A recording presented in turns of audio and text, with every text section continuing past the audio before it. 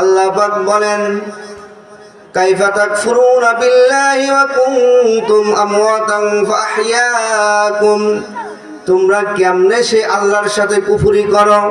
এ বন্ধু, আল্লাহ ডাক দে বলে তোমরা কেমনে আল্লাহর সাথে কুফরি করো, যে আল্লাহ রাব্বুল আলামিন তোমাদের জন্য এই বিশাল আসমান বানায়া দিয়েছে, এই জমিন তোমাদের জন্য বিছানা বানায়া দিল, যে আল্লাহ রাব্বুল আলামিন এই জমিন থেকে বান্দা তোমাদের জন্য সুন্দর সুন্দর খাদ্য রিজিকের ব্যবস্থা করেছে। জোরে জোরে বলেন মারহাবা। এই রিজিক কে দিয়েছেন? আল্লাহ বলেন এই নিয়ামতের কথা স্বীকার করো।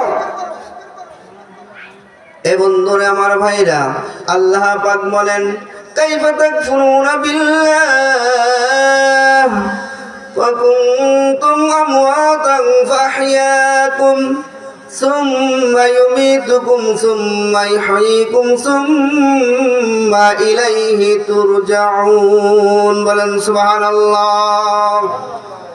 আমার আল্লাহ রাব্বুল আলামিন ডাক দে বলেন তোমরা সবাই মৃত ছিলা, আমি আল্লাহ তোমাদেরকে জীবিত করেছি। এ বাজানে বন্ধু, আমরা সবাই কিন্তু মৃত ছিলাম, আমরা সবাই অজ্ঞান অবস্থায় ছিলাম। এ বাবাজি, আল্লাহ আমাদেরকে জীবিত করেছেন, আল্লাহ আমাদেরকে মুর্দা থেকে জিন্দা করেছেন। আমার আল্লাহ বলেন আবার তোমাদেরকে আমি জিন্দা থেকে মৃত বানিয়ে দিব। এরপরে আমি আল্লাহ রব্বুল আলামিনের সামনে তোমাদেরকে ফিরে আসতে হবে। আমাদেরকে কোথায় ফিরে যেতে হবে? আল্লাহর কাছে। কে বলেছেন?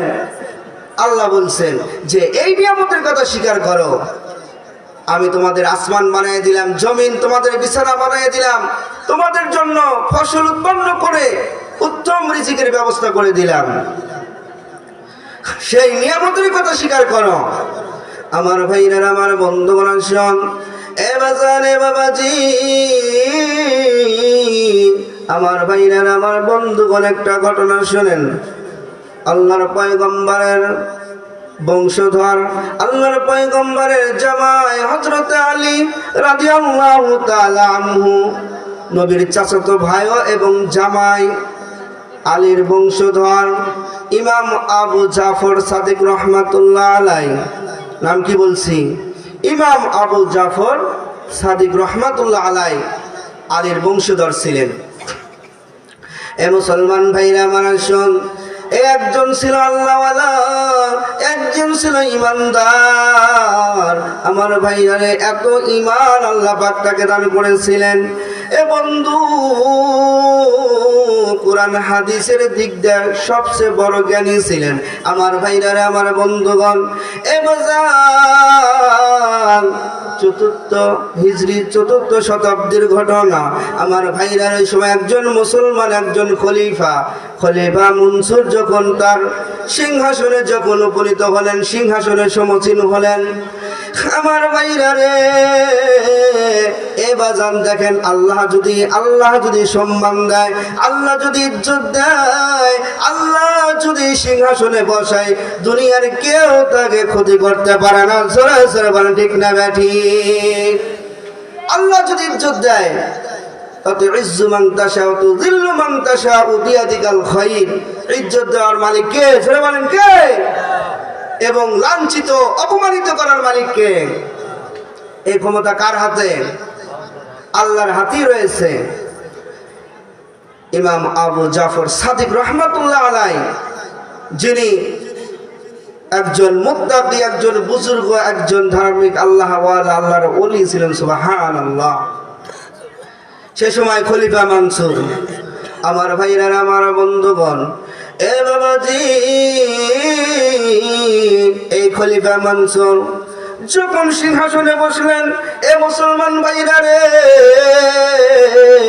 যখন এই সিংহাসনে বসে, যখন চেয়ারে বসে যায়, এই মানুষটার পাওয়ার কম হয় না বেশি হয়?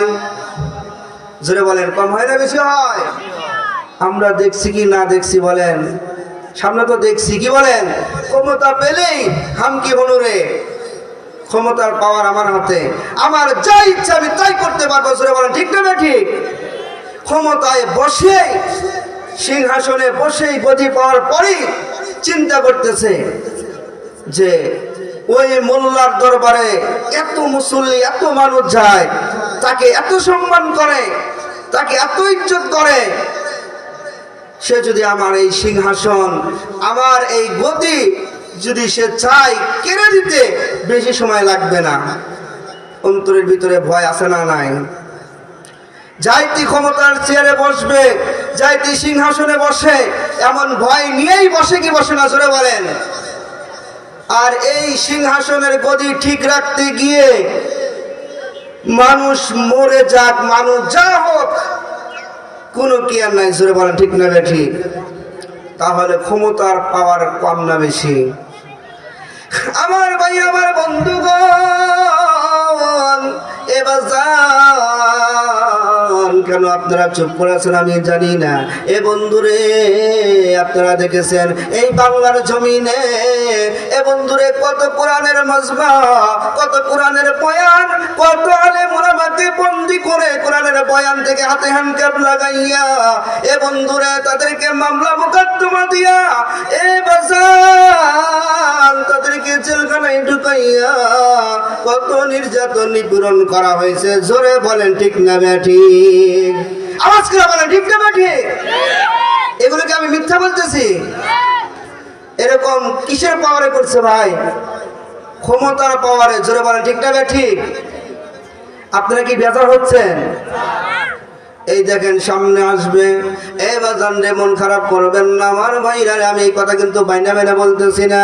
এ বাজান, এ বাবাজি, আপনারা একটু খেয়াল করে দেখেন, চিন্তা করে দেখেন, এই বাংলার জমিনে একজন বড় মুফাসসির ছিল আল্লামা দেলোয়ার হোসেন সাঈদী।